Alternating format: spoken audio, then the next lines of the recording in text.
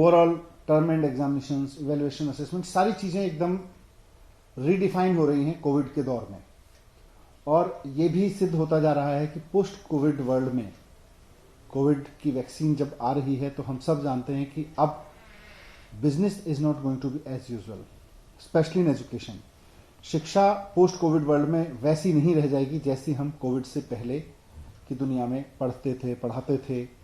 Practical करते थे, exam करते थे, क्लास लेते थे, स्कूल कॉलेज चलाते थे। उनके तौर तरीके बदलेंगे और मजबूरी भी होगी, कुछ टेक्नोलॉजी की वजह से भी और कुछ मजबूरी की वजह से भी चीज़ों में बदलाव आएगा। पर इसका कोई श्योर शॉट सॉल्यूशन कि कोविड के बाद की परीक्षाएं कैसी होंगी, कोविड के बाद की पढ़ाई कैसी होगी, शिक्षा कैसी होगी, स्कूल कॉलेज कैसे चलेंगे, इन सब का कोई श्योर शॉट सॉल्यूशन किसी के पास नहीं है। ना एडमिनिस्ट्रेटर्स के पास है, ना सरकारों के पास है, ना टीचर्स के पास है, ना एजुकेशन एक्सपर्ट्स के पास है, क्योंकि दुनिया में पहली बार ये परिस्थितियां पैदा हुई हैं। लेकिन सबको ब्रेनस्टॉर्मिंग करके अब समय आ गया है कि इसके तरीके निकालें कि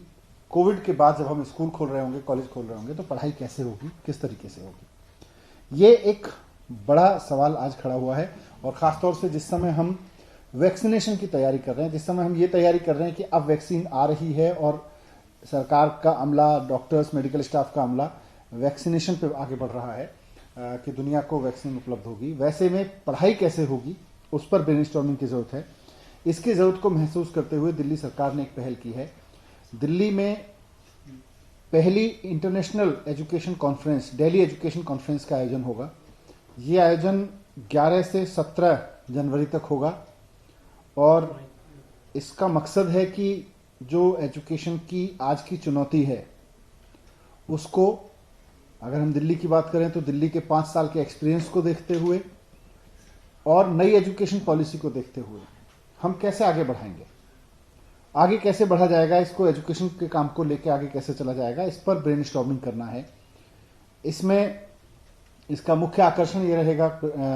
इस दिल्ली एजुकेशन कॉन्फ्रेंस का कि इसमें 7 देशों के 21 पैनलिस्ट, जिसमें भारत के भी जो जाने माने लोग हैं, एजुकेशन पे काम करते रहे हैं, और दुनिया भर में भी जो एजुकेशन के लोग हैं काम करते रहे हैं, वो ब्रेनस्टॉर्मिंग करेंगे